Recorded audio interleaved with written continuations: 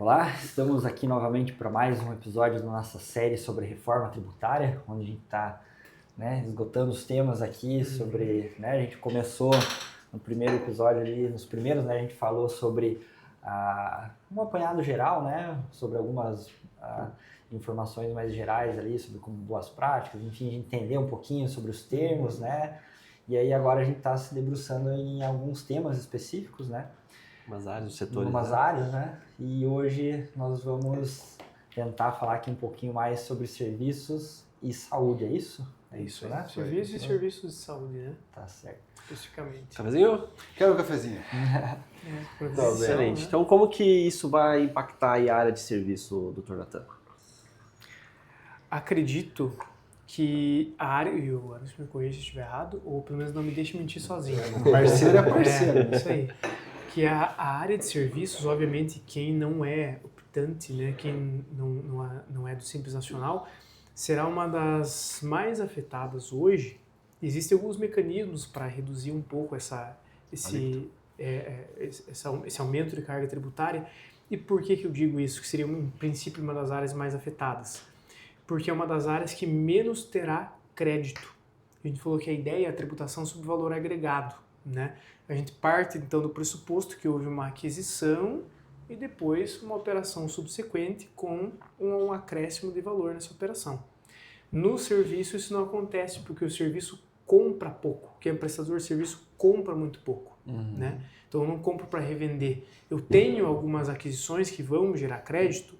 Tenho, obviamente eu vou ter. Mas a maior parte do meu custo não vai ficar centrado em aquisições, vai ficar centrado em mão de obra, que é algo que, obviamente, mão de obra própria não gera crédito, O que vai fazer com que, vamos imaginar, se agora a ideia é ter aquela alíquota planificada, entre 26% e 28%. Se eu tenho muitos créditos, minha alíquota efetiva vai ser muito inferior a isso, Se eu tenho poucos créditos, quanto menos eu tenho, mais a minha alíquota efetiva vai se aproximar dessa alíquota cheia. E é o que vai acontecer, o que em princípio aconteceria bastante com os prestadores de serviços. E aí a gente tem um mecanismo legal já previsto para tentar mitigar um pouco, reduzir um pouco essa, entre aspas, distorção, que é as reduções de alíquotas. Então, a própria Lei Complementar 214, que ela começa na regulamentação da reforma, ela fala que alguns serviços, ela coloca o rol desses serviços, vão ter reduções de alíquota. Opa, então eu já não parto mais dos 28%. Por exemplo, serviços advocatícios, de advogado, eu sei desse cabeça já, porque você é diretamente afetado, eles vão ter uma redução de 30% da alíquota. Então, eu já não parto dos 28%. A partir de, contador? 20. 2/3. 2/3. 2/3. Cadê a conta? Vou partir de... Aproximadamente 2/3. Então, por quê? Para tentar mitigar um pouco essa distorção. E assim como isso acontece com serviços advocatícios, eu tenho um rol de outros serviços que vão estar previstos na lei. Sim. E tem alguns serviços específicos, que a gente vai falar na sequência, que são de saúde, que em decorrência de uma lógica de desoneração, de fato, para que chegue no consumidor, porque no destinatário final vão ter uma redução ainda maior. Claro, existem outras estratégias que a gente até comentou anteriormente, a gente entende que vão ser estratégias que o próprio sistema vai acabar adotando para mitigar um pouquinho também essa, entre aspas, falta de crédito que acontece com a prestação de serviços, que vai acabar sendo o futuro, que uma delas a gente falou que é a terceirização, que hoje já é muito utilizada, inclusive por PIS e COFINS já é uma estratégia hoje, E vai ser, imagino eu antes, novamente não me deixe mentir sozinho, pelo menos, eu acredito que será uma estratégia que vai ser mais amplamente utilizada, porque para os serviços, vamos lembrar, a mão de obra própria não gera crédito, mas caso eu contrate a mão de obra de terceiros, é uma contratação de prestação de serviço e isso vai me gerar crédito, porque esse cara que está me prestando serviço, ele vai ser tributado, porque ele vai me prestar serviço. Então, ele emite uma nota fiscal. Me emite a nota, paga, me gera crédito. Então, a gente pressupõe que isso vai acabar se tornando um pouco mais natural para reduzir os próprios, obviamente, não terceirização de tudo, né, mas de determinados segmentos e setores, né, o que acontece bastante hoje, por exemplo, já são setores que não estão ligados ao estratégico, né, por exemplo, limpeza, transporte, né, questões logísticas, aí já são muito terceirizados hoje, né, então eu imagino que isso vai avançar um pouco mais ainda. Vai começar a tornar atrativo operar, inclusive, nesse aspecto, né?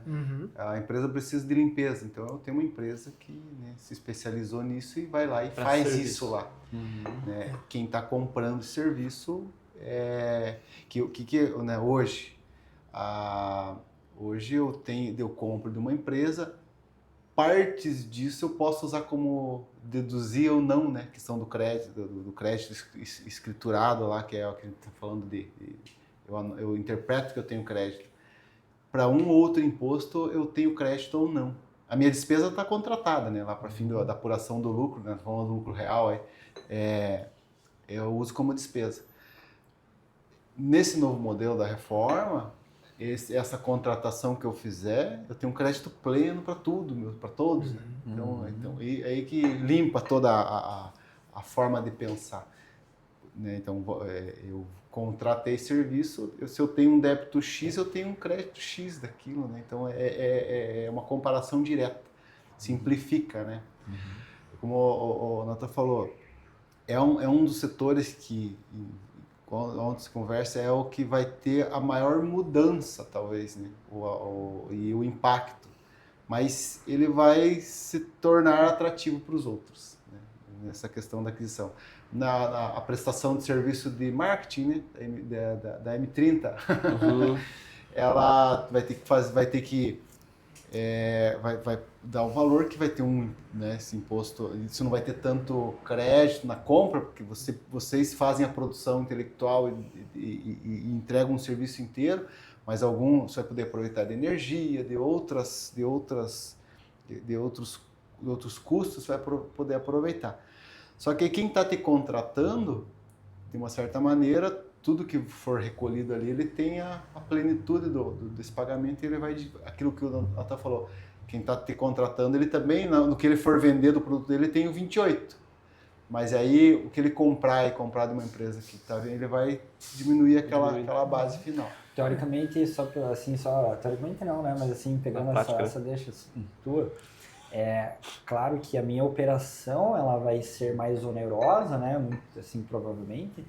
Mas uma vez que se eu gerar um crédito em cima de toda essa operação, né? Por exemplo, eu agreguei em cima de todos, né? Então, como exemplo, né?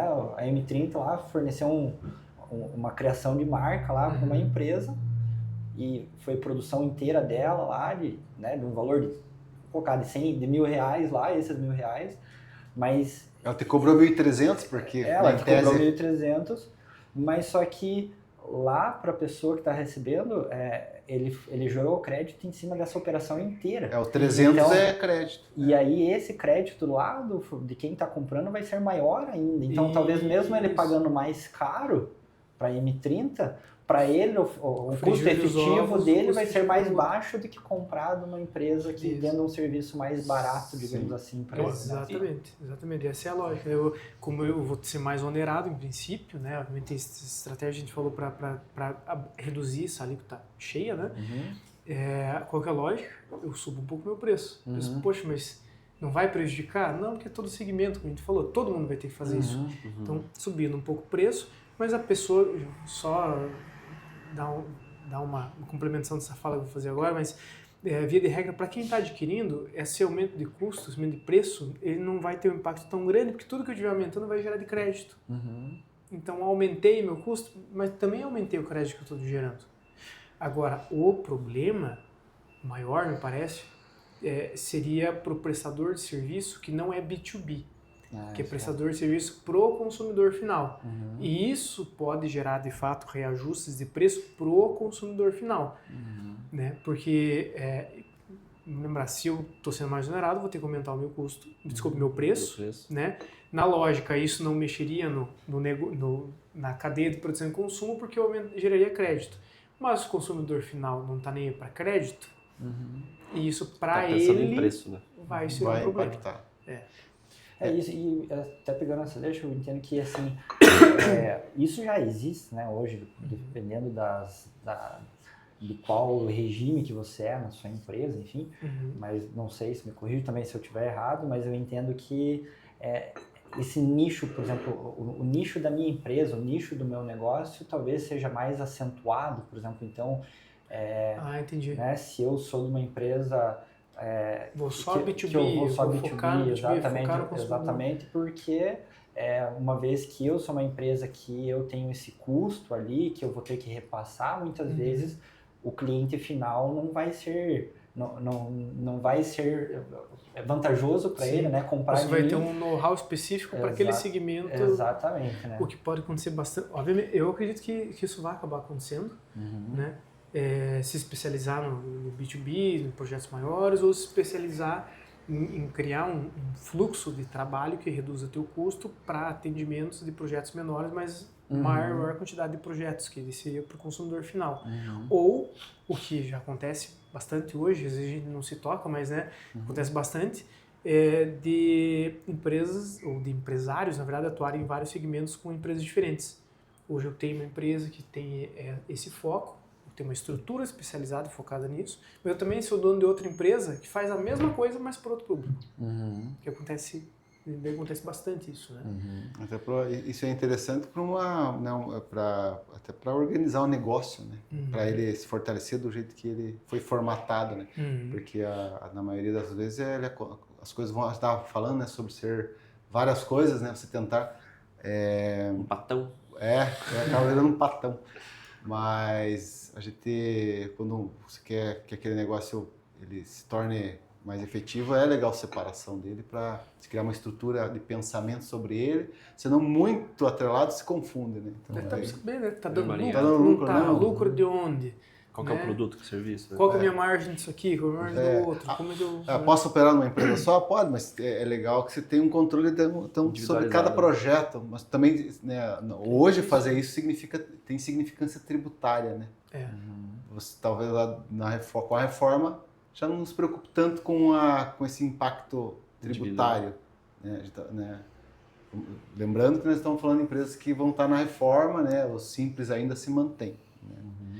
Mas o consumidor final, né? A grande diferença, eu acho que também vai acontecer, porque, veja, vai ter uma linguagem de comunicação diferente lá com a reforma e com as notas fiscais.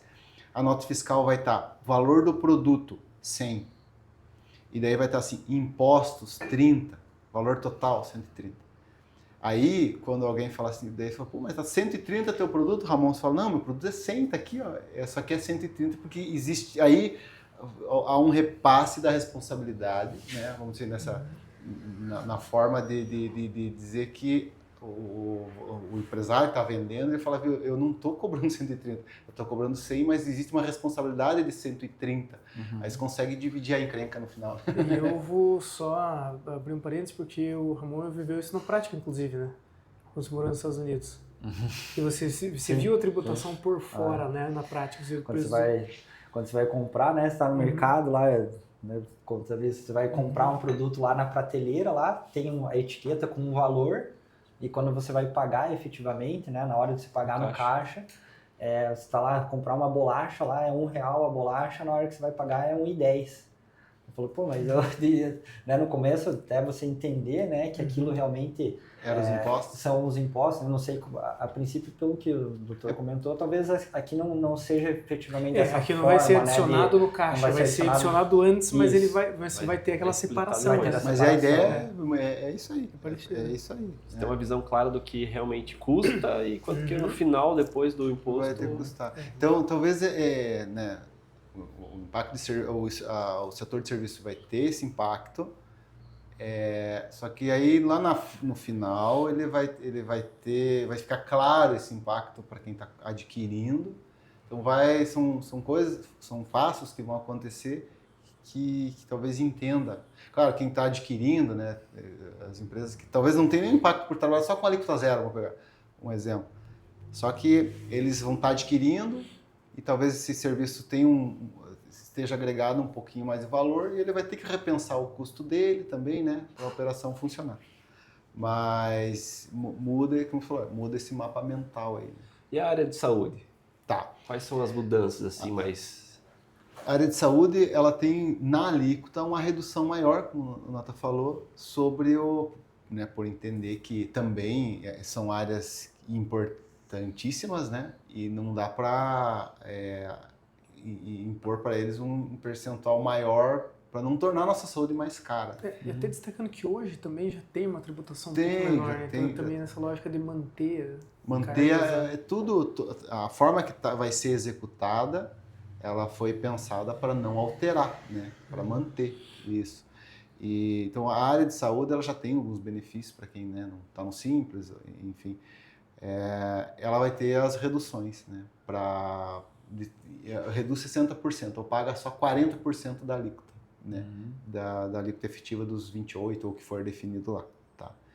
Como teto isso. Como teto, né? E eu acho que até legal de a gente salientar isso, que quando a gente fala, né, a alíquota ali de 26%, 28%, mas existem as outros tributos. Não é exceções, né, mas essas reduções ali, sim, né, sim. De forma geral assim, a tributação que vai estar valendo, teoricamente, para todos, ali 26, 28, 26 ou 28, ou entre isso, né, mas existem determinados setores que vão ter uma redução para ficar muito parecido com o que é hoje, né? Então não precisa, a gente volta a falar, não precisa sair, né? Desesperando, né? Que da noite pro dia vou passar a pagar isso que eu não pagava, mas tem determinados setores, por isso que, né, até a gente está falando da saúde, é um deles, né? Provavelmente existam outras atividades, né? Também que entram nessa redução também, Sim. né? Então... No final lá da lei tem vários anexos que falam das reduções, os produtos que estão lá, né, que traz essas reduções. A diferença hoje é que a redução é na alíquota, não é mais na base, como é hoje. Hoje a redução é na base. Explique pra gente. A base é você fazer uma redução. Se eu vou vender por 100, eu reduzo na base, então eu reduzo a base para menos, né? Na reforma, voltando, eu tenho R$100 que é a base. Eu reduzo a base para aplicar a alíquota cheia. A alíquota de... alíquota cheia. Posso? Se eu falar... Posso tentar? Vai lá. Vai lá. Deixa eu tentar tomar simplificado. Tipo, eu sou muito técnico. É até difícil conversar com ele. Vocabulário altamente rebuscado. Virado em código. Binário. Como é que eu faço para chegar no valor que eu tenho que pagar de tributo? Né? Quantificar o tributo. Falando hoje ou tá falando geral? Uma pergunta meio retórica. Né? Como que eu faço para chegar no valor do que eu tenho que pagar de tributo? Certo. Via de regra, existem exceções, como sempre existem, né? Eu parto de 2 elementos. Uma base de cálculo e uma alíquota. Base de cálculo é um valor, via de regra, em dinheiro, que vai representar economicamente aquilo que está sendo tributado. Prestei um serviço por R$1.000, via de regra, minha base de cálculo, R$1.000. Né? Vendi uma mercadoria, em tese, né, esse mês é uma coisa, mas vendi uma mercadoria por R$1.000, via de regra, a grandeza expressa em moeda que representa aquela operação que está sendo tributada, R$1.000. A alíquota é geralmente um percentual, né? A alíquota significa parte de, porque eu não consigo, imagina se eu fosse tributar 100%, eu inviabilizo, ninguém faz mais nada na vida.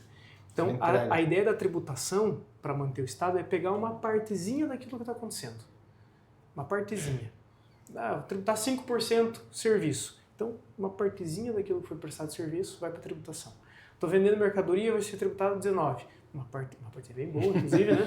A partezinha daquilo vai para a tributação. Então, a lógica é essa. Eu costumo trabalhar com esses dois... Existem milhares de outras formas de benefício fiscal, né? Créditos presumidos, etc., né?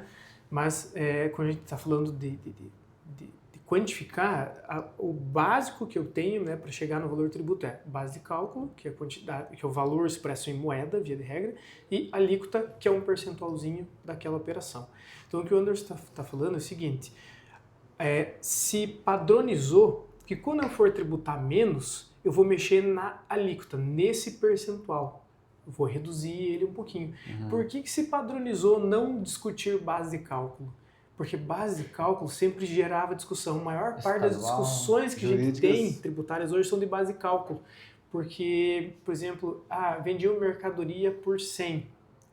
Mas 100? Eu tenho tributo aí no meio desse 100. Eu tenho PIS e COFINS, né? Eu tenho ICMS, eu tenho não sei o quê. Então quer dizer que o valor da operação não era 100. Não é bem essa. Isso, não era bem 100. Porque era 100 menos isso, menos isso, menos isso. Então eu tinha que pagar sobre menos. Então todas as discussões que a gente tinha eram centradas na base de cálculo, porque sempre houve uma discussão muito grande de como que eu vou chegar nesse valor monetário que representa essa operação. Né? Então, sabe o quê? Ao invés de a gente discutir isso aqui, que só dá pano para manga, vamos trabalhar no percentual que não tem como discutir. É um número e reduz aquele número. E a base vai ser a mesma, teoricamente. Isso a gente vai discutir depois, daí judicialmente. Então, assim, hoje essa mudança é isso, né? Continua em discussão, esse é o problema. Inclusive, já tem discussões sobre base de cálculo já na própria reforma. Então, veja, a escolha do legislador, como foi falar, trabalhar essas reduções na alíquota, esse ponto, né, foi muito assertiva, porque a gente nem começou com ela e já tem várias discussões de novo sobre base de cálculo. Porque daí é a questão de como isso afeta, né, como é que isso pode ser afetado a alíquota final. Mas é bem isso, né, você tem em vez de eu aplicar 19% nessa base, que seria 100, mas daí eu reduzo a base para 50%, eu aplico 19% no 50%. É confuso, né? Confuso. Aí não, falou o seguinte, você tem um produto que é 100, a tua alíquota é 30%, ou você aplica os 30 no 100, ou você pega os 30 e reduz para 40, aplica os 40% no 100. Então, isso faz a simplificação. Os 30% nesse cenário. Na prática, a ideia é tributar menos. Só que se escolheu um caminho que seria o menos questionável possível. Que é mais fácil de tangibilizar. De entender. E é interessante, eu vou fazer um adendo, que a gente falou de saúde. Saúde é uma certa exceção em relação à prestação de serviço, porque a gente geralmente fala que a maior parte dos PJs hoje estão no Simples Nacional. 90% quase. Quanto? Quase 90%. Quase 90%. Então, é muita gente. Saúde é uma exceção. Porque geralmente, por conta dos benefícios que existem na saúde, e por isso que ela tem uma redução de alíquota menor do que os dos outros, aliás, a redução de alíquota é maior e faz com que ela tenha uma alíquota menor do que os outros serviços na reforma, né? Foi para manter isso. Porque, por incrível que pareça, hoje, serviço de saúde, obviamente, a depender do serviço, né? A tributação é menor do que se tivesse simples. Então, isso a reforma se torna, acredito eu, um tanto relevante para uma quantidade maior de pessoas que prestam serviço de saúde, porque muito provavelmente para elas o impacto vai ser um pouco mais imediato, porque elas já estão fora do Simples, provavelmente se mantenham fora do Simples. Né? E quem não estava, assim, provavelmente vai se tender a sair do Simples. Esses 90% aqui hoje estão... Os 90%, eles... Claro que tudo tem que fazer conta, né? A gente entende, mas só que, pelo que você comentou, devido a essas reduções, pode ser, vai ter que fazer uma análise, pode ser que vale a pena não estar mais no Simples. Tanto a gente está falando da saúde, né? Mas um outro setor também, que é a educação, também vai ter redução de 60%. Verdade. Se for pegar, né, assim, resumindo, eles vão pagar 40% de uma alíquota de 30%, dá 12%, né? 12% do valor agregado, inclusive. Então, vendia, né, 11, 20, a Laila fez 28, eu fiz com 30. Eu já arredondei. É mais barato o imposto com ele. O imposto com o Natan é mais barato. O Natan é mais barato. Né, então, eu preparei aqui. Já abriu a calculadora no começo do episódio. Vou pegar esse contador.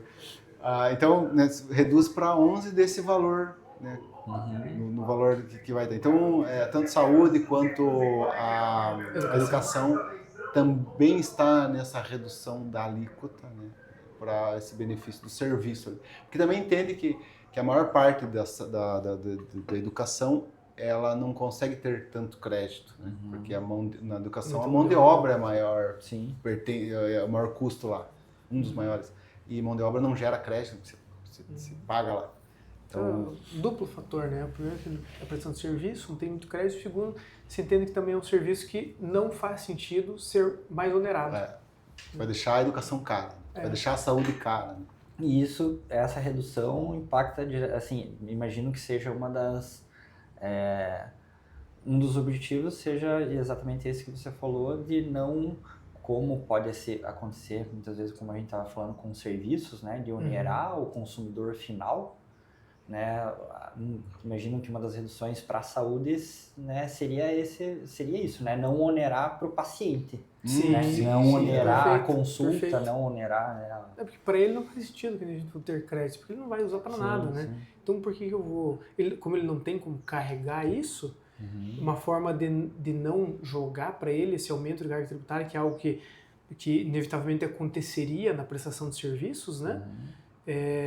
A lógica é justamente essa, tentar reduzir a tributação desse prestador que, via de regra, ele vai prestar direto para o destinatário final. Não é um intermediário, né? É geralmente dele para o consumidor. Excelente. Acho que da minha parte, assim, ficou bem mais claro essa parte de serviço e saúde. Se não havendo mais assunto, podemos caminhar para o fim, né? Desse episódio. Encerrado o episódio. Bom, eu acho que, né, uma coisa que a gente comentava aqui, né, que muitos assuntos eles são pertinentes a vários setores, várias áreas que a gente está falando, né? A gente falou ali sobre comércio, né? A gente falou agora sobre serviços. Pode parecer que a gente está falando meio repetido, mas é que realmente tem algumas particularidades, mas a reforma, de uma forma geral, ela se aplica a todos os setores, né? Então, existem algumas nuances. E que é, inclusive, a lógica que a gente falou, né? Para aplicar igual para muita coisa, né? Isso, exatamente. E, assim, o que é legal, né, da nossa proposta da série e meio que separar aí por times, né? Comércio, serviço, para também ver, eles vão ser meio parecidos, mas para cada grupo desse, até porque a reforma fala que agora tributa-se tudo que é bens materiais e imateriais serviços. Então é uma coisa só, né? Mas nós fomos formatados do jeito de classificar as atividades meio que pela tributação, né? Então serviços e comércios, né? Lá para frente eles vão pertencer para uma coisa só, mas até para que o público se encaixe nesse assunto e a gente trabalhe isso nele, mas ele vai estar parecido com o comércio, né? E formatando o jeito de planejar isso aí. Né? E a ideia, eu acredito que nosso próximo episódio seria tratar algumas mudanças que a reforma vai trazer também, em especial, né, para pessoas físicas, ou melhor dizendo, que vão trazer mais uma necessidade de atenção também para as pessoas físicas, que diz respeito ao agro e negócios imobiliários, né? Esse é o tema do nosso próximo episódio. E assim, até o que nós falamos até agora, né, desde o alinhamento, comércio e serviços, a questão do simples, quem está no simples, que representa um percentual enorme em quantidade de empresas a nível nacional, ele se mantém essa tributação, não precisa ter toda essa preocupação. Que preocupação que ele tem que ter, quem é do simples? Se não vale a pena ele recolher por fora esses tributos na forma da reforma, para gerar crédito. Então é isso que tem que se entender em cada um desses. Né? Até para ele se tornar mais competitivo. Para ele se tornar mais competitivo. Mas de fato ele pode tomar uma decisão de falar, viu, deixa a reforma ir acontecendo, eu vou ficando simples e meu produto vai ficar assim. Né? Quem for B2B provavelmente vai para esse caminho, quem for B2C vai manter. Né? Vai manter. Quem vender, quem for venda para o consumidor final, B2C, né? Ele né? É que vai manter. Provavelmente se mantém assim. Você mantém assim. Quem for fazer negócio entre empresa que vai ter que tomar uma decisão melhor, né? Que aí se fica ou não fica, Mas sempre fazendo conta. eu adoro fazer conta, né? Eu abro minhas planilhas e vou mostrando. E procurando um contador. Eu procuro com advogado, principalmente. Advogado, daí procura o contador. Não, a gente sempre troca as figurinhas, né? A gente passa o modelo, tô fazendo assim, né? Eu vou mostrar o meu, daí a gente brincou a semana. Ele falou, eu vou copiar. Eu falei, eu também vou. Porque a gente precisa estar cercado de boas pessoas e profissionais excelentes para que o que a gente produza também fique bom em tudo, né? É um ecossistema, né? Você está num ecossistema multidisciplinar. Multidisciplinar e com ótimas pessoas, cara, o que você produz é excepcional. Não dá para ter medo da consequência, né? E aproveitando, deixa que venha para a associação comercial, que aqui a associação comercial é onde promove esse ecossistema excelente, né? Ambiente multidisciplinar de pessoas de elevado gabarito, sempre discutindo melhorias. Né? Com certeza. Coloca no GPT a tradução. Quem tá com vocabulário. E assim, daí só finalizando que aí o próximo episódio tem a ver com um setor, que é o agronegócio imobiliário, que daí sim vai afetar, vai ter uma repercussão para as pessoas físicas, né? E aí sim muda um pouquinho o jeito da gente conduzir, mas que é interessante também. Muito bom. Excelente, então, né? Isso aí, Presidente, Anderson e Natan.